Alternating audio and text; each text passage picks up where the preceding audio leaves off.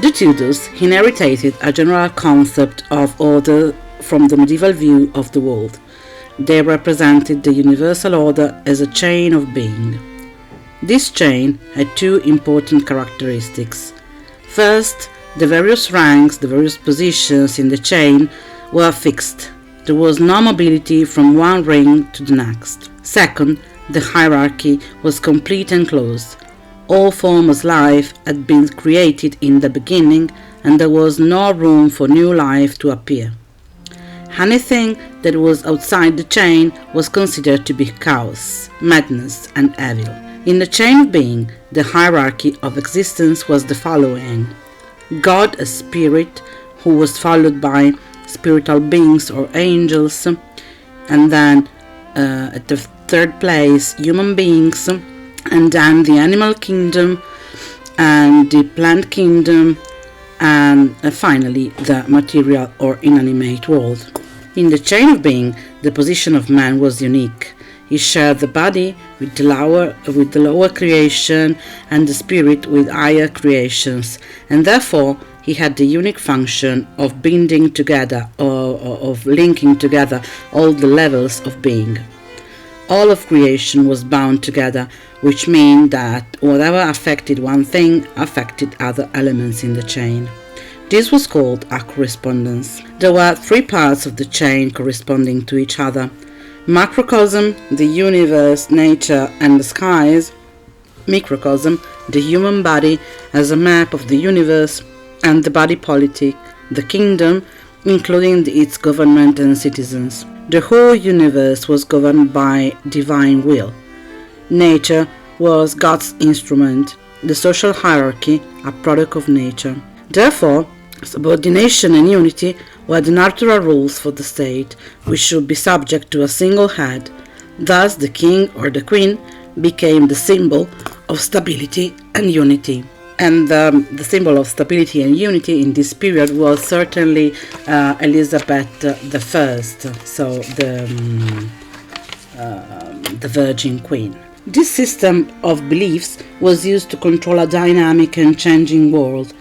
The English Renaissance witnessed the discovery and exploration of new continents. The old order of ideas was seriously questioned by cultural influences such as the theories of Copernicus. Copernicus created a new heliocentric model of the solar system in which the Earth no longer held the central place it had in the Ptolemaic system. The contrast between all the new ideas created a sense of doubt and ambiguity. There was a new interest in the individual as the maker of his own destiny, in the ideal of self-development through action and pragmatism. The greatest influence on the new literature was Humanism. The term derives from the Latin Studia Humanitatis, a course of classical studies including grammar, poetry, rhetoric, history, and moral philosophy, which aimed at improving man through knowledge. At the beginning of the 16th century, the Dutch scholar Erasmus of Rotterdam had emphasized the importance of studying Greek and Latin for the Christian students. The new learning, as humanism was also called in England, was established in grammar schools all over the country and in two universities of Oxford and Cambridge.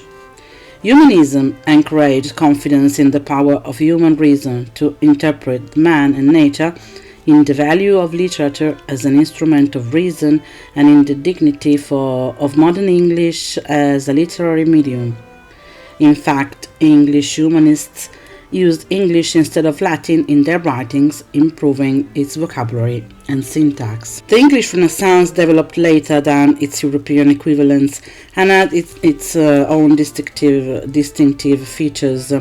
If on the one hand the influence of Italy was immense in every sphere, from literature to fashion, on the other hand England tried to get free from this foreign force that was identified with Rome and the papacy. The first thing to characterize the movement was its strong Protestant and in some aspects Puritan basis, influenced by the Reformation.